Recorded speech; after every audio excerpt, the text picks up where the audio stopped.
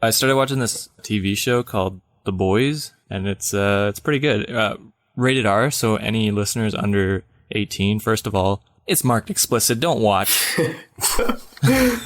They shouldn't be watching. They shouldn't be listening to this. Yeah, I know. Sab swears way too much. The guy's out of line. I'm sorry. But yeah. No, good show. I would recommend it for anyone with Amazon Prime. Sponsored by The Boys. Sponsored by Amazon Prime. This was a long ad. So what is it called? Native advertising? Where the advertising's inside. That's racist. And we're back to the Dicey D20.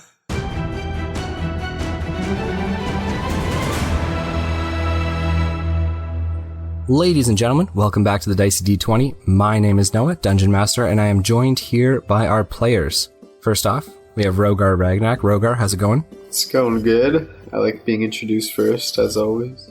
Yeah, you're always introduced first. I have a protest. Sorry, formally or informally protested? Informally, so it's not illegal. I don't know if that follows, but Tyson McKay, how are you doing? Welcome back to the pod. Good, Yeah, kind of scared right now. Okay. I mean, justifiable. Does anyone want to give us a recap of what we did? Nothing to do with the episode. There's a spider over there, and I don't know. It's eyeing me up, man.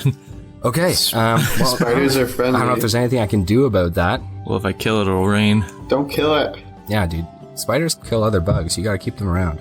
Yeah, but they also feed my horror nightmares. Okay. I say we just hop right into it. I don't know where to go with that. And we're back. And we're back with the Dicey D20. Alright, so does anyone want to give us a recap of what occurred last episode, or would you like me to do it?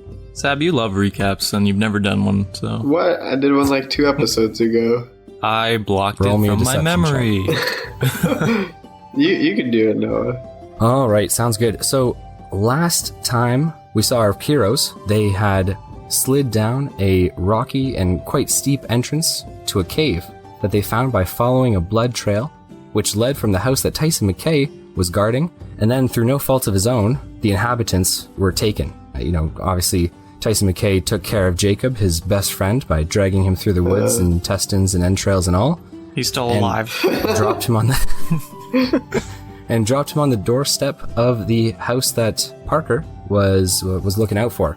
Then all 3 of our heroes refollowed the blood trail that Tyson McKay already expertly kind of followed most of the way, slid down the very steep entrance to a cave, at the base of which you guys found scraps of clothing as well as bones. You followed that narrow passageway forward, hooked a right, and then followed the passageway again. Then you came to the mouth of the entrance where the cave kind of opens up. And the scene which you saw, I can reiterate for you guys, just so that we're all on the same page. What you had seen when you immediately walked into the cave, and Tyson McKay, you were kind of hanging a little bit further back than Rogar and Parker. Obviously, you're less armored, a little bit more exposed. So it was a good move on your part, tactical, I would say. Chicken. Yeah, I still don't have pants from season 2. So. And we're looking for kids, so that doesn't look good. All I gotta say is before you go back and see Dabbledob, you gotta get some pants, man. If you don't, cup shots are kind of that guy's bit. So yeah. I think we've established that Tyson likes those. So. You like cup shots? Tyson does. Josh is good undecided. Good distinction. I don't really know where my character begins and where I end. It kind of all bleeds together at one point. Yeah. Okay, so the site that you guys did see was on the right side of the cavern, the cave, which is nearly 30, almost 40 feet, distance from the mouth of this entrance to the opposite side's wall. And then equally, if not a greater, width, so almost 50 feet in width. On the right-hand side of the cavern, you guys saw ogres chained, bolted to the walls, their hands above their heads, their legs also chained and bolted to the cavern wall. You also saw an altar directly diagonally across from the entrance, where you saw the sickly green and grayish skin of the ghoul-like creature. Its yellow burning eyes, its wisps of gray hair cloak covering its shoulders and head, and its wicked yellow smile as it saw you enter the cavern.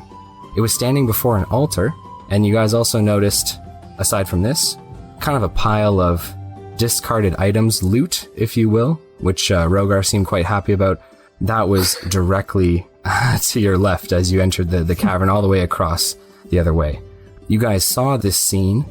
Ogres chained against the wall to the right. The creature which you have been hunting down, standing before the altar. And quickly you were enveloped in darkness. A magical darkness, which allows no types of sight. It's nighttime. To penetrate. Yes. Yeah, exactly. Well, it's nighttime and there's a darkness spell, so we're in double jeopardy here. Pulling out my blanket. Sleep time. Okay. Gentlemen, now, combat technically hasn't started, even though you kind of count the darkness spell as an offensive spell, right? I mean, it does no damage to you, but you are enveloped in darkness. You may choose to begin combat if you wish, but nothing occurs, as there's moments of silence which follow the darkness enveloping you. Hold on, Noah. First of all, 400 experience for that recap. Take it. Thank you very much. I appreciate that. And second, you are correct. I did get a little bit ahead of myself. I'm just so excited for combat. Do you guys have any questions, comments, or concerns before we begin? Okay, if this thing captures us, will we also be put in the sex dungeon? You know, I leave that up to your wild imagination, Tyson. I have no official answer at this time. Ogres, sex, get ready, sap. You ever watch that episode of Futurama where he's banging the Amazon chicks? Yeah, snoo snoo. Death by snoo snoo. If you guys had rolled for perception or rolled a little bit higher, you would have seen other shackles and bolts with just bones hanging out of them, smiles and grins on their faces, pelvises crushed. Yeah. But you didn't roll high enough, so unfortunately that's just not canon. Damn. Alright, those are my only comment. Okay, anything from you, Rogar? I'm ready to fight. Let's do it. You look baked. Fucking high, man. Well, then this is going to be a wild ride, boys, so buckle in. So, last we left off, you guys have been enveloped in magical darkness at the entrance to this cave system, the entrance to which, kind of opens up to this wider cave. All of a sudden, no sight for either of you guys. However, there is silence which follows, and you don't hear anything as you're surrounded by darkness. What would you like to do? Rogar! Hold me. Where are you? I think I'm like 10 feet behind you guys. Correct, you are. You're still enveloped in the darkness. However, you are 10 feet behind the other two. Can I see Parker? You cannot. No. Even though Parker is, or was, but feet from you, you cannot see him.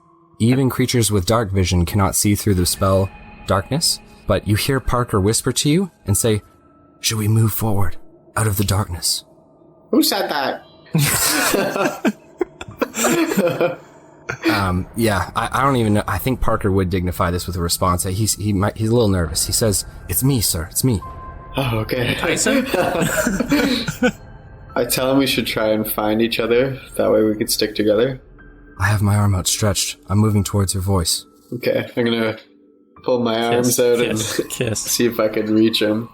Well, he's to your right. So, I mean, if you do that, a little aside, because I actually did a course for marine firefighting. When you're searching for bodies in smoke, in like pure blackout, you do like sweeps with your leg, right? Like door to door. Like take his legs out. Hallway side to hallway side, right? Like, you can search for each other in darkness pretty effectively. I think you guys could handle that task. Okay. So I'll head towards him then. Good stuff. Yeah, you can hear his voice. It's quite easy. Your hand touches his shoulder, the armor of his pauldron, and his arm grasps yours at the bicep so that you guys are, kind of locked, holding his left arm in your right. He says, "Should we move out of the darkness?" We should find Tyson and then move out of the darkness. As you guys are whispering, deciding what to do, a voice, seemingly echoing through the cave in a sinister manner, begins to speak. The voice speaks in this harsh and gnarlish sort of tongue with a visceral sound to it. Rogar and Parker, you do not understand the words being said. However, Tyson, your feat, which allows you to comprehend all languages, means that you do understand what is being spoken here. So convenient.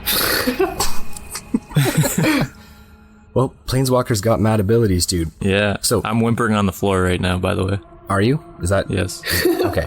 It's confirmed. Can you roll me for that? I'm just kidding. Okay. 3. Unsuccessful. You just can't bring yourself to tears. Performance check fails. No. So the voice, sinister in its intent, begins to speak. It sounds like the voice is almost softly speaking, but echoing through the chamber.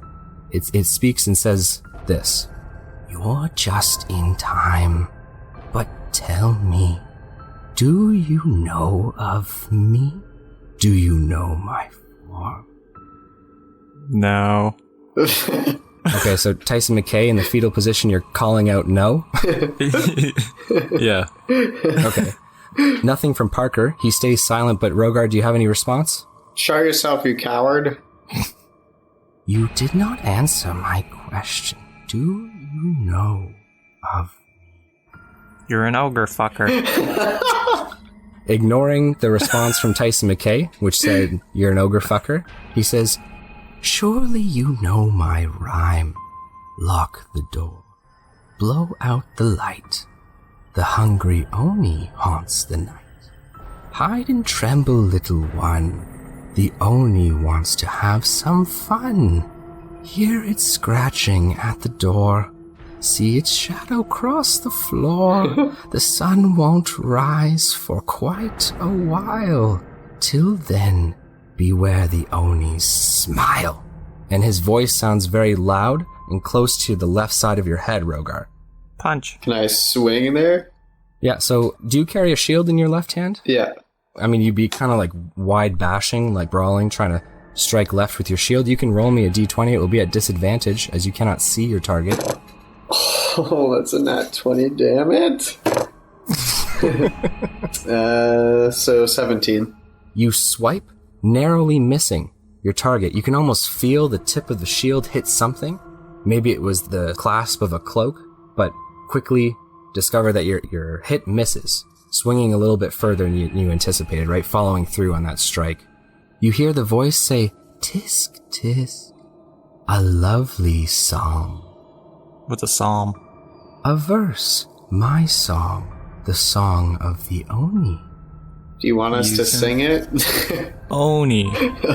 Rogar, you don't actually know what he's saying here. I feel the need to remind you, So all you're hearing is the gnarling and gnashing, the sounds of a language which you don't comprehend, right? Mm-hmm. But he continues to speak. He says, "I said you were just in time, and I spoke the truth. You are just in time to witness what you cannot hope to cease." While he's doing this, I'm going to cast Shield of Faith. Fantastic, good stuff. So you cast Shield of Faith on yourself, gaining some armor class? Yeah, +2 to everyone within 60 feet of me. Oh, fantastic. Damn. So Thanks, Tyson Dad. McKay, you'll get that +2 as well, which is fantastic. As you cast Shield of Faith, the voice continues to speak. "Should I tell you? You would be the first to know what the Oni are truly capable of. Our song will be sung by sobbing widows, and will be the true warning it was meant to be." The only widows that are going to be here are those ogres chained to the wall, you little ogre fucker. I don't have any. Come back.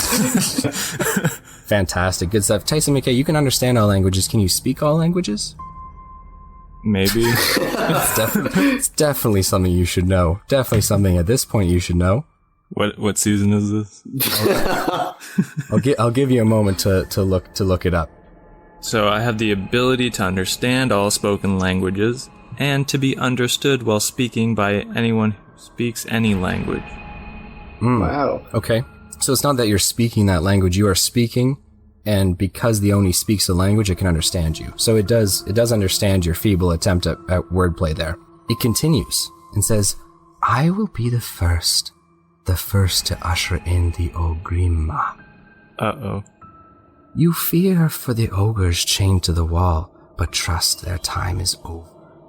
As fast and cunning as the Oni, as brutal and strong as the ogre, they will bore out of their vessels. Uh-oh. My children will hail to me, my reign spanning leagues, my power with each farm and town and city we crush will grow.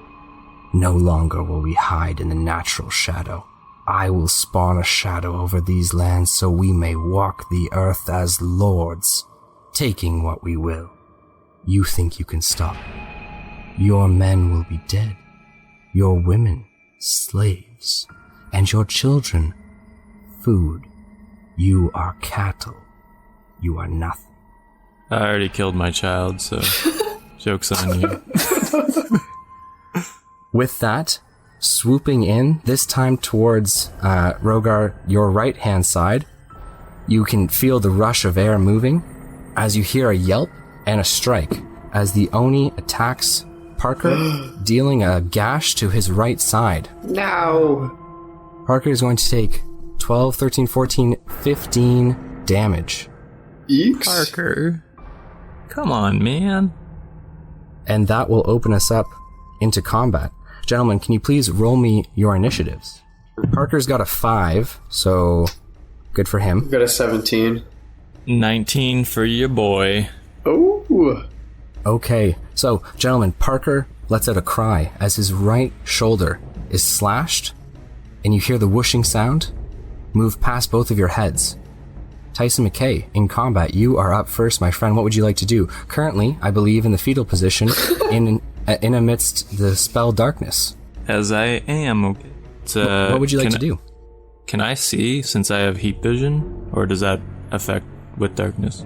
So, good question, Tyson McKay. Now, darkness is an evocation spell. That being said, it's technically considered, to a certain extent, an illusion. So, it's blocking out light.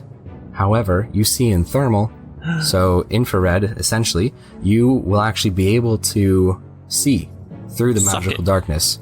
However, you won't be able to see Give me those things. glasses. You will be able to see things with heat signatures clearly.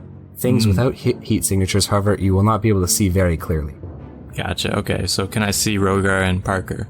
You can. You can actually, while you're curled in the fetal position, you kind of stick your head up, looking outwards. You see them both. They are Rogar's right arm and Parker's left, clasped together. And Yay. Brothers till the exchange end. experience points. Rogar has his shield in his left hand. Parker has is gripping his greatsword in his right, but obviously can't wield it with much efficiency with his one hand tied up here. But no, neither of them can see. They're about 10 feet in front of you and standing. Okay, I'm gonna run towards them to the entrance of the cavern, I guess you'd call it. Further into the cavern. Yeah. And Okay. then once I get far enough around the corner, I'm gonna see if I can see any other heat signatures deeper in. Okay, so you guys are surrounded in darkness at the mouth of the cave. This is where it opens up. So if you run forward towards Parker and Rogar, you'll be running into the open area in the cave. Yeah, I just want to see something to run towards. Fantastic. So you want to run completely out of the darkness? Yeah, like if there's a flame or something I can see just to guide me towards, or another human being or a being of some sort. So looking to the right, so if you were to run in between Parker and the wall, a space there exists, which is about 8 feet apart. If you run that way, you actually see 6 independent heat signatures, which are chained to the walls. They're large, they're massive, and you can see, based on the heat signatures, that their bellies are distended. Oh god, Tyson hasn't seen them yet, so he just knows that. However, if you were to run straight towards Rogar and Parker, you would see various torches along the ground, the flickering thermal there, operating in kind of a weird way. There are also 2 bowls on either side on the ground at the altar. You see both those bowls as well, the thermal from the flickering flames there too. However, in the rest of the chamber, you do not see anything else. Okay, I run toward the bowls. Okay, fantastic. With your movement speed of 30, it takes you 10 to get to Rogar and Parker. With 20 more feet, you're almost dead center in the middle of the cavern. Am I out of the darkness now? Oh, correct, yeah. You left the darkness Fuck yeah. about 10 feet ago. Okay, so now, can I see the thing? You scan the room. Now, this will be your action to, like, perception check for it, right? Because along the ground where you actually kind of scanned, you do not see it. Okay, yeah, I guess I'll perception check. Okay, roll me a d20, please. Anything for you, bud. 16? You look around the room, towards the loot pile first, where there's kind of a pit in and around there. You look towards the altar, where you see the bodies, 2 adults, possibly the parents of the family, which you They're had okay. no hand in, whose demise you had no hand in. You turn and scan the room, doing a 360. You see directly above the darkness a heat signature, which is poised nearly 15 feet above and 5 feet behind Rogar and Parker. I yell at them, because this is the last part of my action. I just yell at them, Run towards me. Fantastic. Good stuff. Tyson McKay, I really like what you're going for here. Good stuff. You end your turn in the middle of the cavern, yelling to your companions to run and follow you. However, next up, we have the Oni's action. It is going to fucking slow piece of shit. swoop down from the air and slash at the back of Parker. Leave him alone. Leave Parker alone. His first attack is a hit, and his second attack is a hit. Oh my god. Dear God. Almost a critical one on the second one. Parker is going to take, this time, 14 damage on the first strike and 13 damage on the second strike. So 27 all together. My boy. Correct. I don't give a shit. What kind of trainer would I be if I brought him back dead? You just say, I need a new one. Yeah, I need a new initiate. You give them the receipt, and then they just... Yeah, you should have picked that archer that had the super sexy voice. That archer sounded stupid. Tyson McKay, you're able to see the movement of the Oni from here. However, it disappears again, becoming out of reach from Rogar and from Parker. Rogar, it's now your turn. You just heard the sound of blades slicing into the back of Parker as he stumbled forward from the blow. You felt him obviously, kind of pull your hand forward, and it's now your turn. And you heard Tyson scream, come here, or whatever I said. Okay. Correct, you did hear Just that. rewind the tape. Can I bring Parker with me? In this case, because it's your turn and then Parker's turn, and because you guys are holding hands, I think I will allow this. It's not like you're dragging him forward using strength, but rather, he's already stumbling forward. You guys both heard Tyson yell out, follow me, come to me in the middle of the chamber. So yeah, I'll allow you both to run forward. However, where you choose to stop is where Parker will stop, and that's where, your turn will now be independent, right? Yeah. Okay, we'll move towards Tyson's voice. After about 15 feet of movement, you are completely out of the darkness. It's still obviously dark inside the cave, but there are 2 bowls of fire beside the altar, and you are 5 feet from Tyson McKay. Okay. Hi. And then can I do Cure Wounds on Parker? You may. So you turn to Parker, and putting your hand over his back, you cast Cure Wounds, trying to seal over those deep gashes. Roll me 1d8. Okay. Whoo. Okay, so he gets back 10 health. Fantastic. So you hear him almost sigh, a gasp of relief, as some of the pain is numbed from Cure Wounds, trying to help his wounds. Rogar, is there anything else you'd like to do? Get ready for the next fight. Okay, fantastic. Preparing for your next turn. Parker spins around, knowing that the attack came from behind. He obviously doesn't want his back exposed to the Oni either. He turns, his greatsword now in both hands, and Tyson McKay, your heat vision can see blood dripping down the open wounds from Parker's back.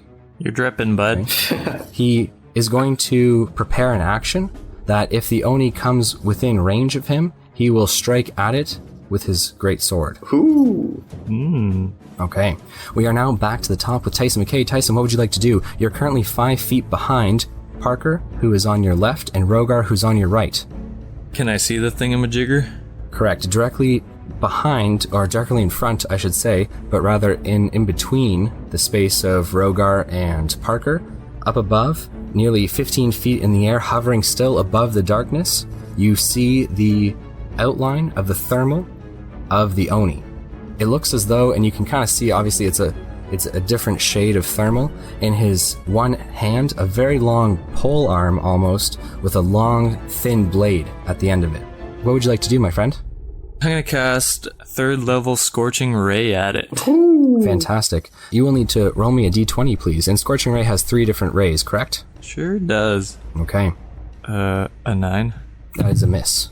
A 19. That is a hit. That's 24. Ooh. That is a hit. Nice. Get ready to eat some ass. So when I cast a 3rd level, it's another attack. That's all it is. I thought it was more d6s, but it's actually another ray. Yeah, roll me another d20 if you'd like. That's another 24. Fuck yeah. Fantastic. 3 So hits. 3 hits. Shit. Very well done. Takes 29 Fantastic. damage. Tyson McKay, Out of 4 scorching rays, these hurling balls of light, which you see as, of course, thermal, so very, very dynamic for you. That's Out of so 4, bright. you strike the Oni 3 times, twice in the chest and once at the lower hip. You hear a snarl from it, and is there anything else that you'd like to do on your turn? Say, Rogar, protect me. And then I move slightly further back. I'll try. More onto the altar, I guess. Onto the altar? He said that like menacingly. Yeah, onto the altar. No. No, I just wanted to clarify and make sure you do want to stand on the altar. Yes, as long as he's not sacrificing me. Okay, so yeah, the altar's only almost 4.5, almost 5 feet tall, right? The Oni's quite large. He's a large creature, so you will need to climb up onto it. I would typically, for any kind of climbing, ask you to roll, and it would be part of your movement. I think with such a limited ledge, it's not very tall, so I will allow you to use your movement to clamber up onto it. Yes, I'm taller. Fantastic. As you find your footing, you'll obviously have to step between legs and between the bodies, which are both lying on the altar. Oh shit, I forgot about them. Okay, I do that. Okay, sounds I'll check good. on them later. Moving right along, the magical darkness disappears beneath the Oni. I can see again. You could see before. As it then disappears completely from vision. Rogar and Parker, you cannot see it at all. However, Tyson McKay, you can see the faint outline of its thermal signature still. He's there. Where? Fantastic. The Oni is going to move to a location that only Tyson McKay will know. He can't know now, because in that situation, Rogar and Parker could say, where is it? But it's not Tyson McKay's turn to call out where the Oni is. So Tyson, on your turn, you'll learn its location, but it has moved, disappeared. You don't know where it's gone. It could have moved to a different location. It might not have. Okay. We are now moving right along to Rogar. It is your turn. The Oni was nearly 15 feet from you and almost 20 feet in the air. It then turned invisible, and you no longer see it. What would you like to do? Pussy. You can use your speech to say that. Don't talk to Parker that way. No, I'll pull out my spear and then I'll use Radiant Strike on it, so it's good for the next fight. Wow. Fantastic. Good stuff. So you cast Radiant Strike on your spear, your Centurion spear. Is that an action? Because here's the thing, I don't want to be a stickler, but you technically didn't have your spear out. So it would be an action to pull it out. And if this spell is an action, I want to let you do it, right? But, we do need to follow the rules. Yeah, okay. I'll just pull my spear out. I guess that's all I can do. So you pull your spear out and prepare yourself for your next turn. Is there anything else you'd like to do? Bonus action-wise, movement-wise? Maybe move a bit closer to Tyson. No, Okay, get so you away want to from me. back up towards the altar. Yeah, How many feet would you like to be in front of the altar? maybe 10? Currently speaking, you're almost 7 feet from the altar. So if you want to be super close, you can be. If you want to move forward, you can. It's up to you. I'll be close to it then. Okay. So you want to be 5 feet from it? Sure. So from the corner of the altar, you are on its y-axis. You're 5 feet from it. So you and Parker are 5 feet off of the corner. Okay. You in one direction, him in the other, right? Okay. Rogar, I'm taller than you. You wish. Okay. We are now moving right along to Parker. Parker is going to scan the room and use a perception check to try and see anything. However, he finds nothing. He cannot see the Oni as it is invisible, though he is trying to discern where it is through other senses, right? Sight, but also sound and the feeling of the air within the cave system that you find yourselves in. Parker kind of readies his stance again and prepares to strike if the Oni comes at him. We are job, now Parker. back to the top with Tyson McKay. Tyson, what would you like to do? Well, can I see it now? So, Tyson McKay, you look, and it's still in your field of vision. It is crouched immediately in front of Rogar. Whoa! Crouched down, you see its heat signature kind of, it's obviously large as a creature. It has crouched down to the ground, like claws almost on the ground, so that it is not towering over him, but rather so that you can only see bits of its sides on either side of Rogar's defensive stance. Blast him. Maximilian's Earthen Grasp. Okay, so you're going to use Maximilian's Earthen Grasp. Is this a strength check that will have to be made by the Oni, or is this a dex check? It's a strength check. Well, so can the earthen grasp work on completely rock surfaces, or can it only be earth? Because this is an important point. This is compact soil, so I guess not. No, so this is shale and solid rock here. Son of a bitch, that was my plan the whole time. Alright. As was stated at the beginning of the combat. And we said fireball's a bad idea when friendly people are in the way, right? We talked You're about not... this. Yeah. Do you want to blast me with a fireball? Kind of. Nah, I'll just witch bolt him. I will feel the need to tell you that the Oni is behind, if I'm being very, very kind, at least half cover, if not 3/4 cover. What's it hiding behind? Behind you, Rogar. Oh. Can I move in an angle I could shoot it? Correct, yeah, you could jump off of the altar, and then from there, 360. you would have to 360 no scope. No, you could jump off of the altar. You could run either towards the southern wall or towards the northern wall in a diagonal almost. You could get a line of sight on it if you moved to your right, not to your left. You would hit the cave wall. Okay, I'll do that and then cast Witch Bolt at a level 2 spell. Okay, so Tyson McKay, you leap down from the, or hop, jump down. Not going to require any kind of rolls from you on that. It's only about 5 feet tall, this altar. And then you move in a diagonal direction to try and get a lock on the Oni. You can roll me for your Witch Bolt if you'd like, please. Get ready, Oni. That's 16. Your Witch Bolt careens off just to the right. Maybe you were being careful because you didn't want to hit Rogar, but No, instead of that hitting wasn't dead it. center, your shot just careens a little bit to the right. The bolt of electricity slamming against the wall, kind of splashing with magic. Okay, well I missed, so I go, Rogar, he's right in front of you. So, Rogar, it's at that moment that a backhanded strike from below catches you partially on your hip and partially on your shield, like flinging you back. You're obviously a heavy set dragonborn, you're 300 pounds, but the Oni, is larger in terms of size and weight as he tries to knock He's a you big off your boy. feet. So it is going to be a strength check because he's trying to knock you to the ground.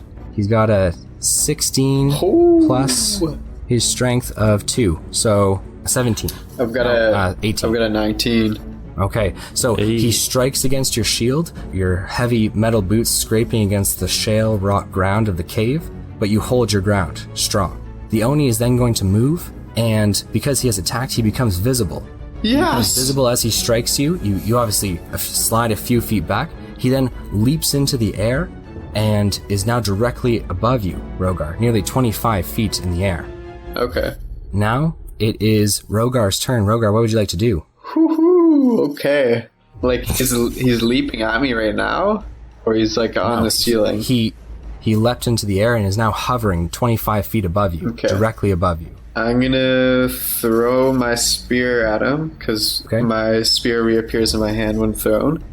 So I will need to tell you, just from a physics standpoint, he's directly above you. So you would have to, take a couple steps to either side to get an angle, right? Because if you just look straight up and throw, that's not how any humanoid body would work, right? Got him. Okay, well, can I move back 5 or 10 feet and then whip it? Absolutely. Okay. Yeah, for sure. Which direction would you like to move? I'll move to the right. Okay, fantastic. So you're 5 feet closer to Tyson McKay. Okay. And you launch your Centurion spear at the Oni. Okay, that's a 17.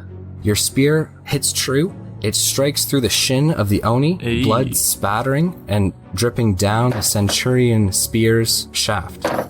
So that's 6 damage on one, and then I'm going to whip it again because it comes back to me. All right, so the Centurion spear returns to your hand. You're going to throw it again. Roll me another d20. Okay. Forgot to add the radiant strike damage, so it actually takes 7 damage. Wow, so much. That's a 19. So the 19 is a strike this time in the actual hip, so lower stomach, upper hip. Okay. So that's Rogar, he's gonna be a dad. So he takes 14 damage altogether. Fantastic. You like that? So Rogar Ragnak, your Centurion spear, bloody but victorious, returns back to your hand the second time. What would you like to do? You're currently 5 feet from Tyson McKay. You moved back 5 feet. Is there anything else that you'd like to do? Lick the spear. Lick it. No, I'll just get in a defensive stance. Love it. We're now on to Parker. Parker is unable to do anything against the Oni in its current position. He has no thrown weapons. He has his greatsword. Throw He it. moves 5 feet towards Rogar. So, trying to obviously circle the Oni and kind of close the net, as it were. You guys are making it difficult to cast. He then prepares to strike the Oni should it come close to him. We are now back to the top with Tyson McKay. Tyson, what would you like to do? Blast it! With what? Use your wand, Howdy. I don't have it out. Oh. I'll use Scorching Ray again. Fantastic. Can you roll me for... You're using it at the 3rd level, or are you using it at the 2nd level? You know what? Fuck it. I'll use it at the 3rd level. Okay. Roll me 4 d20s, please. Oh. 12. Miss. 17? Barely a hit, a strike. 8. Oh, fuck yeah. That's like 25. Holy shit. And then another 17. Okay, so 2 barely strikes, 1 very good hit. Roll me your damage and then just add it all up together. 34. Holy shit. Fantastic. So very good job, Tyson McKay. So 34 damage is dealt to the Oni. Eat it. It does understand what you say, so you say eat it, and it snarls in return. I Tyson, meant anything else that eat him, and I point at Parker. Okay. No. Sounds good. We are now on to the Oni's turn. The Oni is going to fly in a diagonal line down to the ground. He lands 10 feet from Parker, dropping slightly as he does so, landing a little bit rougher on the ground. He then begins to take a few steps forward, not quite reaching the 5-foot mark, extends a hand, and blasts Cone of Cold Oh shit. towards all 3 of you. Shit. Okay. So, Cone of Cold, gentlemen, is a 60-foot cone, so he's blasting Parker right in the chest, but the Cone of Cold is also catching Rogar and Tyson based on the map here. So I'm going to need you to roll Constitution saving throws, please. Come on, baby. We'll start with Parker, whose Constitution is pretty good. However, Parker fails with an 11 total. Holy shit. Did you get sub? 15? That's with my +2. Yeah, I'm also 15. Gentlemen, both of you fail the Cone of Cold Constitution check. Shit. Oh, God. Therefore, 8d8 damage 8d8. will be doled out. Holy shit. Correct. Oh, my God. Everybody run! So Parker Parker will be dead. takes 36 cold damage to the chest. His arms and chest freezing in place. His feet not freezing, however, as he falls to the ground, almost, shivering uncontrollably as he does so. He is downed. My baby! God. Rogar Ragnak, you are next with 41 damage. 8d8 being doled out. And Tyson McKay, you have 37 damage Holy coming your shit. way. Oh, my goodness. It's so cold. Okay, Rogar, so warm me. the Oni stands over Parker, who is downed, frost covering his cheeks and eyelids. He stares up at the Oni as the Oni ends its turn on the ground. An odd move for the monster for sure. He's just laying on the ground? No, he's standing in front of Parker, who is lying on the ground. Oh, okay. Alright, prayer of healing. So, Okay. 2d8 for everyone. Wow. Mm-hmm. Do you want me to roll myself, or you just want to roll one for everyone? You can roll yourself. So, I get 17 health back. 10. So, Parker gets 13 health back. So Parker was downed at 0. He is now back at 13 health. So, moving right along, Rogar Ragnak, what would you like to do next on your turn? Can I move closer to Parker? You can move closer to Parker. If you want, you can move right alongside him. However, you will have engaged him at that point. He's gonna have an opportunity attack on me? You won't have an opportunity to attack this turn because you're engaging, so you're moving into his area. Okay. However, if you were to move in, then move out, yes, there would be an opportunity attack. You can move right behind Parker, like trying to cover as much of his body as you can with your shield, or, it depends on what you want to do. Yeah, I'll do that. Okay, so you'll move right behind Parker, and then obviously be ready to try and fend off any attacks from the Oni. Parker is at 13 health points. He was knocked to the ground, his sword clattering to the ground. He is going to stand using half of his movement speed, and he is going to pick up his greatsword from the ground, which was at the Oni's feet. He raises it and prepares to attack, but That's his action, picking up his greatsword, so that will be all he can do. Okay. We are back to the top of Tyson McKay. Tyson, you now have Parker and Rogar directly in front of the Oni and blocking your line of sight on it. What would you like to do? To be honest, I don't think I can cast anything. I'm running out of mana slots. Okay, I'll pull out Hellfire and then I'll move more towards where we started the fight. So if you do that, you'll be running directly towards the Oni. Parker, not directly towards, but you'll be running, like if they're a straight line, you'd be running like 5 or 8 degrees off course of them. So you'd end up very close to the Oni and Parker and Rogar as well. Fine. I'll sit tight. Okay, sounds good. We are moving right along to the Oni. Parker's hands are above his head. He's got his great sword ready to draw it down the Oni, but the Oni is fast and strikes first. It takes a step back with its long glaive, which is a 10-foot reach. It wants to get as much distance as possible. It will take an opportunity attack from Parker. Parker's got a 4 plus his to hit, which is unsuccessful. Bro. And the Take him Oni, out, Archer. as it takes a step back, backhand slashes towards Parker's stomach. Its first attack, a miss. Its second attack, lunging forward, is a 19. Damn it. Oh. Plus it's to hit as it slashes Parker across the stomach, this time cutting deep, dealing 20 damage. 60. And Parker is downed as he falls forward again. Son The of a Oni bitch. then leaps into the air and is poised 25 feet up, Rogar, directly above his body. Get away from him. Yep, you already did that. Rogar, it is now your turn. You are 5 feet in front of and 25 feet below the Oni. What would you like to do? I don't really want to be doing some blink explosions in here, Oh, man. You still have your spear, right? Yeah. Do that. I mean, Parker is going to be fine for another turn or two. Okay, yeah. I'll throw my spear, but I'm going to go for its arm. Sure thing. Roll me a d20. To hit the arm, I'm going to need at least a 19 or a natural 20. 21. Natural 20. Oh, Or it's, natural 19. Okay, but it's 16 plus 5, so 21. So you do strike, upper shoulder, chest area. So, it's definitely a true hit. It's a very good hit.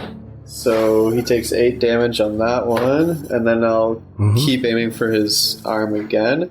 So that's a 19 as well. So he takes 14 damage again. Damn. Okay, good stuff. Now, Rogar, your spear returns to your hand, and you can almost see in the dim lighting of the cave these gaping holes from Centurion closing over the Oni's skin. Oh no. Is he healing? So, Oni, I think so. you can think about the genealogy, the history, the origin of Onis, but it is up to you. So, Rogar, you're going to end your turn 5 feet away, 25 feet below the Oni. Yeah. We are now on to Parker, who is going to be rolling his first death saving throw. It is a failure, so it is a 7. Parker, you're Son of a rolling bitch. like a piece of shit. So Parker's also an initiate, right? Like, he's not the same caliber as perhaps Tyson McKay and Rogar Ragnak are. Right. So he is one step closer to death. Tyson McKay, what would you like to do? The Oni's up in the air. I mean, you've got Hellfire. Scorching Ray, I think, does more damage. So I'll do Scorching Ray again. I'll just do it at second level since I don't have enough mana to do it. Sounds good. So 3 bolts. Yeah. Go ahead and roll me your attack rolls, please. Not a nat 20. So what was that one? Not a nat 20 as well. Uh-oh. Didn't this happen last time? I rolled a nat 1 again. Okay, so when you said not nat 20s, were those ones or were those just low rolls? Oh, not nat 20s were they were 20s but not nat. Oh, okay, so 2 hits.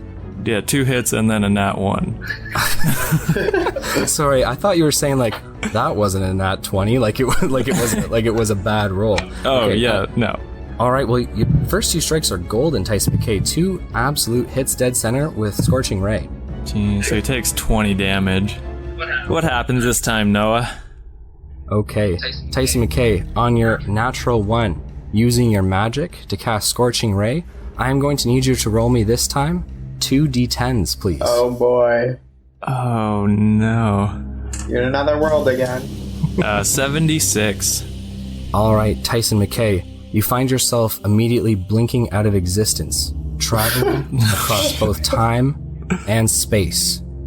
Moments pass. The colors you see before you are rich ochres, reds, and maroons, as well as grays and greens as you hurtle through time and space for what seems like minutes, perhaps longer, maybe less. You're not sure. Time operates differently here. You feel yourself suddenly reappear into existence. Oh, God. Tyson McKay, the area you find yourself in is mountainous. There are trees surrounding you, but the main feature which you find yourself in front of is a tall waterfall. It is hundreds of feet in height. This waterfall, like a jet, rushes towards the ground and seems to arrive, naturally so, into a pond, a pool, if you will, in this oasis. These massive mountains on either side of you in this seemingly out of place Garden of Eden, as it were. Right? Oh. The water is still and calm in spite of the loud crashing waterfall, which is at this point about 200 feet from you. You're on the opposite side in the greens near the edge of the pond itself. Okay, well, I mean, this is probably the most peaceful plane I've been to. Correct. Although the astral plane was pretty nice too. So Tyson McKay, without even rolling a perception check, we're gonna stick with you for a second here, because it's very hard to miss. Not but 2 meters, 3 meters from you, standing in the reeds near the edge of the shallow pool, is a translucent heron. Its beak pointed towards the water, but as you arrive, its head arches up in that quick and vertical fashion, and it turns to look towards you with blue, piercing eyes. Tyson, it looks at you almost quizzically. God. Demon bird. I should probably rush back, but... As you deliberate, at that moment, a voice rings clear in your head, almost like a bell. You look like him. Jesus. Like who? So after its first words are uttered to you, Tyson McKay, we are going to switch back over to Rogar Ragnar. God. You tease. You fucking tease. Well, Tyson McKay, because, I mean, it takes you time to planeswalk to the other plane, although inadvertently, right? It does take you time to travel to these other planes. It's not instantaneous. There are going to be, because of the combat, a few rounds here which occur before we're able to get you to planeswalk immediately back, right? Yeah, I get it. You get my dick hard and then you just yank it away. Okay, Tyson McKay now being out of combat, it falls to the Oni. Oh, God. Sorry, Sab. You left me alone with it. So, the Oni drops to hovering nearly 15 feet from the ground, then drops lower, slowly descending to the other side of Parker's body, who is currently dying. The Oni then speaks in the common tongue. There is a quiet amongst the cave as his words whisper almost to you, Rogar. Listen carefully. And his smile seems treacherous and almost maniacal as he stares at you. His eyes glowing and as they burn looking at you. It burns my eyes. So Rogar, you hear in the distance, deeper from the cavern, the cries of small children calling for help, as they must have heard the sounds of combat. Okay. The kids, Rogar. Where are they? Where are the kids? Hear their cries. Hear them. Bright. Oh. Blood is dripping from his mouth, and you see his wounds slowly closing over, but it looks like he's taken a good amount of damage. You can see blood dripping off of his cloak as well. He says, "Kill me, and they die." Their cage is shrouded in magic. Magic that makes the metal strong. Magic that makes the metal unbreakable. Magic that makes the space between the bars impassable. Can I see if he's lying?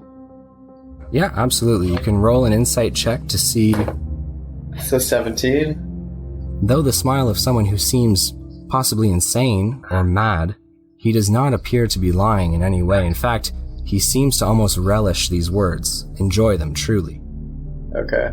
God. He then looks to you and kind of smiles. At this point, Parker's going to roll, as it's been nearly 12 seconds that's gone by in what he said. Parker's going to roll another death saving throw, this time once towards life. Woo! That's my boy! Yeah, that's the thing to celebrate right now. So almost hunching over and circling you, Rogar, and you can by all means follow him at this point because you guys have taken a little break from combat at this point. He says, "Drop your weapon, doff your chest plate, kneel down, and I will set them free. Strike me down, and they will wither away." Oh, so he's low HP, okay. Yeah. But the kids I don't want to surrender. He could be lying. He could be. I'll ask him. The longer he talks, the more you see, obviously, wounds sealing over. But in your insight check, he does not lie. The pleas of the children almost become louder as they cry out in the darkness, calling for help.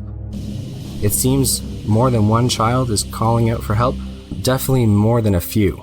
Ask if you can, see them for proof before you give up. Yeah, I'll ask him if I can see the kid, so I know he's not lying. He points one crooked and long finger with a long black nail towards what you now see at the far end of the cavern to be a sort of ramp, one of natural stone, and he points up into that corner where you see the flickering of just a very small amount of firelight, possibly candles, you're not sure. He says, "Walk and see for yourself." And I do spare the dying on Parker before I walk. He will know that you've done spare the dying, and you can, but he will know it, right? He's obviously proficient with magic in his own way, so what his reaction will be, you don't know, but you're more than welcome to. You can. I'll come back to save Parker, so I'll try. Can I ask him if I could help my friend out? See them first, and then decide. Fuck. Oh, God. Alright, I guess I'll tell him to lead the way, and I'll follow behind him. So he shakes his head, smiling even wider, and he says, "It's a simple way to walk up the ramp. You don't need me." And how do I know this isn't a trap? He looks almost appalled at the thought, and he says, "Then we can walk side by side, bright lord against one of the dark." Okay. So, Rogar, he begins to walk beside you, and if you wish to kind of keep his pace, you may walk alongside him as well. Yeah, I'll walk alongside with him. It's an odd moment, right? He's leading you, but you guys are walking side by side, a bright lord beside an Oni, and Parker lying on the ground. It takes you no more than 10-15 seconds to walk to the top of the ramp. It's truly not tall.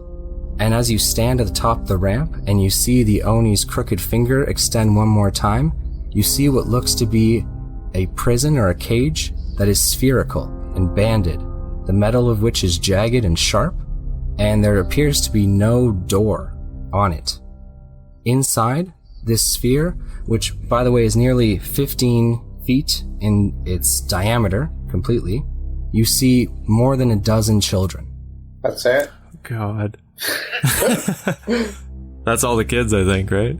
Trying to do the math. I think it's most of them, yeah. He says, "The bones in the totem were a nice touch, don't you think? Gave everyone a sense of closure. Well, you decide. Lay your arms down in front of me, and I will let your friend take them to safety. If not only will they never survive, but my Ogrim will ensure that if anyone breaks my wards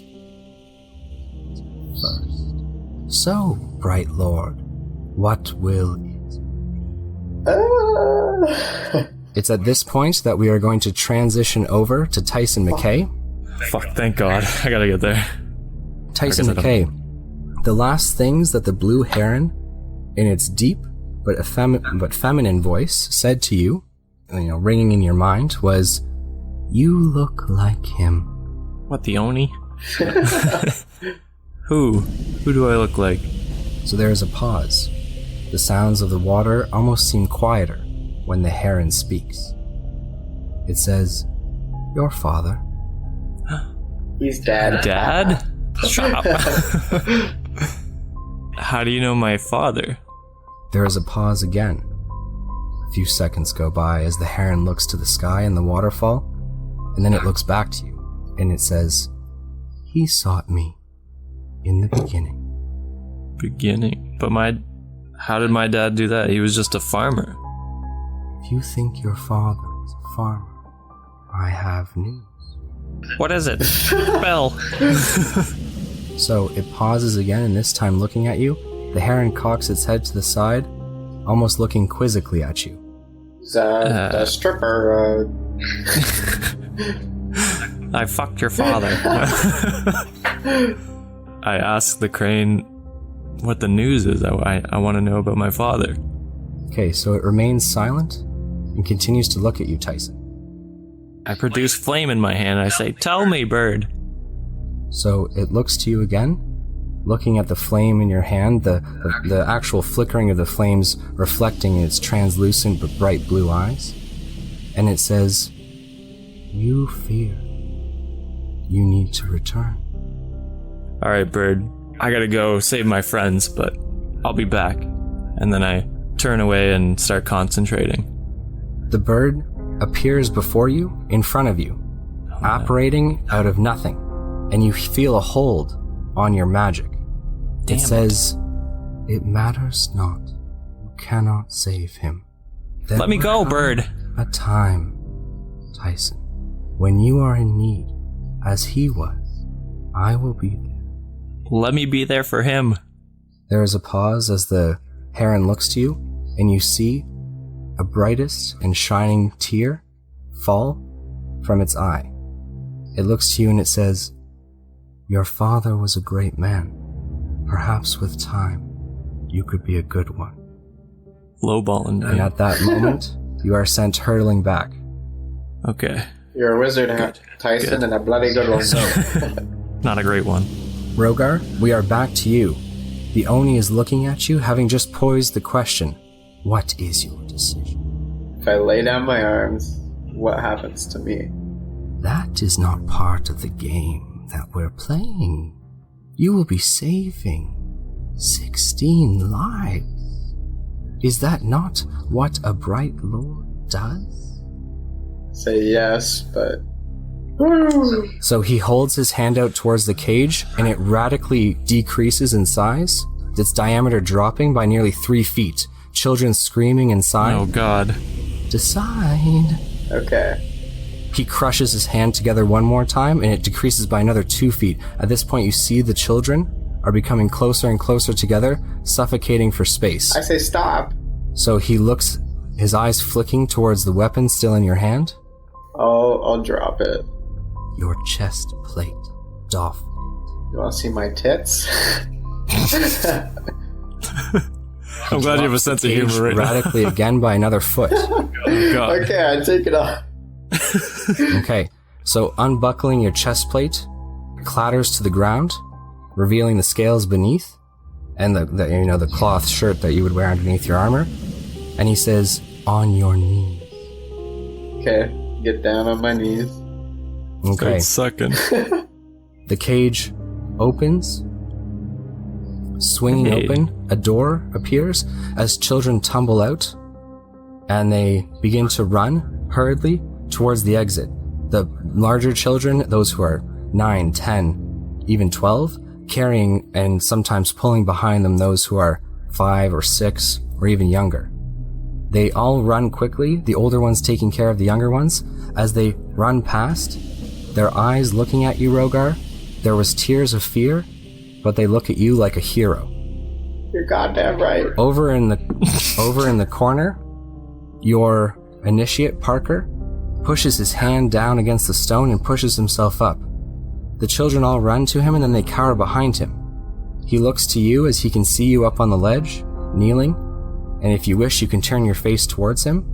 Okay, I will. He looks to you and he says, "You are the best of us. I will let them know." Remember me. Oh, God. Okay. So Parker looks to you. He turns and he is limping pretty drastically, holding his hand across his stomach, but he says, "Come, children, go, go." And they run from the cave. As you see them running from the cave, Rogar, with advantage. Oh god, you can't even write this stuff. A natural 20. The glaive pierces your chest directly in between your spine and your heart. We dead. Your face turns back towards the Oni, and the last thing you see is the glowing eyes. He rips the glaive from your chest, and blood drips towards the ground, and you can hear it echoing through the cave. Oh my god. Rogar, you lose control of your body as you heel over to the side, but the Oni's eyes weren't the last thing you saw. The children. The last thing you saw were the last of the children running from the cave. I thought you kid. And then, a whisper in your ear, I knew. By playing trick. And the thick claw, sharp of the Oni, slides across the Dragonborn's scaled throat.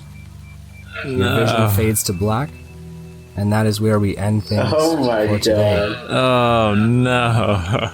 Why couldn't I save him? Stupid crane. Fuck. I had to do it for the greater good, yo. God damn it. Noah. Ladies and gentlemen, where we leave things off is Tyson McKay hurtling through time and space back to the cave of the Oni, and we leave Rogar Ragnak on the ground of the cave, having saved 16 lives. Is there anything that you guys would like to say before we end things off for today? Yeah, I'm kind of pissed, Noah. You give Dabbledob and Gregor Koch the easiest fucking side campaign ever. Oh my god. Pussies. The lot of them. Where were they? Where's Fievel, that fucker? Is there anything else that anyone else would like to say? Am I dead, or is it just a mystery?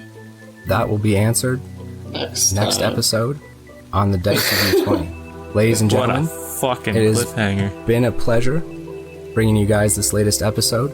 Thoughts and prayers go out to Rogar, a fantastic player and a fantastic character, for sure. So whether it was morning, evening, noon, or night, I want to say thank you very much for listening to the Dicey D20, and this is your DM signing out. Oh god, I want to start a GoFundMe for Rogar. If I get XP. We can... That will be answered next time. You know what? 1,000 XP, you level up and you're... Oh, like, wow.